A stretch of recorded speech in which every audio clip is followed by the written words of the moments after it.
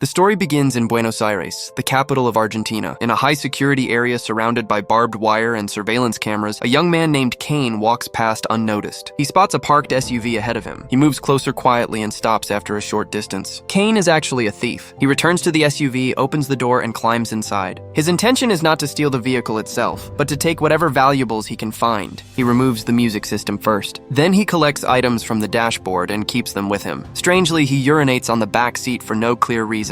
After finishing, Kane tries to open the door to leave, but it does not open. At first, he believes it will be easy. Despite repeated attempts, the door remains locked. He stays calm and assumes the other door will open instead. He tries it, but that door is also locked. His confidence begins to fade as panic slowly sets in. Kane decides to break the front glass and escape. He kicks the windshield again and again. No matter how hard he tries, the glass does not crack. His stress continues to rise. He pulls out a tire-fitting tool and strikes the glass repeatedly. Nothing happens. Now desperate, he forces open the plastic door lock. In the process, he cuts his hand badly. His anxiety grows even stronger. Kane moves to the back seat where he had urinated earlier. He takes a gun from his bag and fires at the windshield. The bullet rebounds and hits his leg. At that moment, he realizes the horrifying truth. Every window in the car is bulletproof. Injured and bleeding, Kane tears off his t-shirt. He wraps it tightly around his wounded leg and hand. Suddenly, he notices a girl outside the car. He shouts for help and she approaches. Without reacting to his panic, she walks away. Kane screams at the top of his lungs, but she cannot hear him. The car is completely soundproof. People outside can see through the glass. However, no one can see inside the car. Kane realizes he is fully trapped. He has no idea how to escape. He tries calling his wife, but his phone battery is almost dead. Thirst overwhelms him, so he drinks the last bottle of Pepsi he has. As daylight fades, night slowly takes over. Desperate for water, Kane licks moisture from the glass above him. He is starving, dehydrated, and exhausted. With no other choice, he somehow survives the night inside the car. The next morning, broken and hopeless, Kane puts the music system back in place. He turns it on and lets the music play. For a brief moment, his restless mind finally finds some calm. Shortly after, the music stops automatically. Kane receives a call from an ID labeled Me. The call is from Dr. Andrick, the owner of the car. Voken explains, "This is my car, and I have installed advanced security, which I call 4x4. No one can see you from outside, nor can anyone hear you. Furthermore, this car is completely bulletproof," he continues. "There is only one way out of this car, and that is through the tank. But if you try, I will blow it up because explosives are planted underneath." Dr. Andrick also shares details about his personal life. He says, "My wife is no longer alive, but my grandchildren live with me." He adds that he has a serious illness and is expected to die within a few months. Kane remains unfazed. He threatens, "If you don't free me, I will kill you and your family." The doctor ignores him, showing no fear. Kane demands again, "It's too hot here, get me out of here." The phone disconnects and the car powers on automatically. With the car's AC on, the interior temperature drops drastically. Kane begins to shiver and puts his t-shirt back on, but it does not help. His lips turn blue as he suffers from hypothermia. The wound on his leg becomes infected. Just before he reaches his limit, Dr. Andrick turns off the AC. Kane is unsure what to do next. Then he sees a policeman approaching the car. A ray of hope sparks within him. He shouts, but the policeman cannot hear or see him. The officer is there only to issue a fine for parking in a no parking zone. The policeman leaves a ticket on the windshield and walks away. Kane feels hopeless again. Then a thief arrives, attempting to open the car door. Kane's luck does not improve. The neighbors notice the thief and chase him. The thief escapes, but now the police arrive. Many people gather around, but no one realizes someone is trapped inside. Eventually, everyone leaves. Kane receives another call from Dr. Andrick. The doctor asks to know more about him. Kane explains that he does not follow society's rules. He says the rich try to oppress the poor and he refuses to allow it. This is why he steals, just like his father and grandfather did. Even if threatened with a gun, he would continue to do the same. The doctor appreciates his honesty. He tells Kane that there is a pipe behind the car seat containing water used for cleaning the car. Kane can drink this water to survive. After hearing this, Kane pulls a pipe from behind the car seat. He fills a bottle with water from it. Although the water contains chemicals, he ignores the risk and drinks it in one gulp. His body is already severely dehydrated. Another day passes in the same condition. By the next morning, Kane's mental state begins to decline. His brain is slowly being affected. He is weak both physically and mentally. To keep his mind occupied, he starts drawing car interior designs on paper. His hunger becomes unbearable. Eventually, he begins eating the paper. Soon after, thirst returns. With no other option left, he is forced to drink his own urine. At that moment, Kane receives another call from the doctor. He has no choice but to listen. The doctor tells him there is a chocolate bar hidden under the dashboard. Kane quickly takes it out and eats it. The sugar gives him a small burst of energy. He removes the phone battery and places it on the dashboard. He tries to recharge it using sunlight. Later, the doctor calls again. He tells Kane that he visited his house and met his wife and children. He claims he told them Kane had won a $1 million lottery. He lied about Kane's work and gave them $100,000. He told them they could buy a new house. As a result, Kane's family moved to a new home. Kane ends the call. Hearing this, he is deeply disturbed that the doctor involved his family. He places the battery back into the phone phone and turns it on. Kane calls his wife, but she does not answer. He leaves her a voice message instead. A short time later, Kane repeatedly presses the start button. The car suddenly turns on, but it is in reverse gear. He tries to change gears, but they do not respond. The car speeds backward and crashes into a wall. The airbags deploy and protect him from injury. However, the rear window shatters. Kane steps out of the car and enters a cafe at a nearby gas station. He buys food and drinks and begins eating desperately. Suddenly, a security guard arrives. The guard tells him he must pay first. Kane has no money. He pulls out his gun and shoots the guard.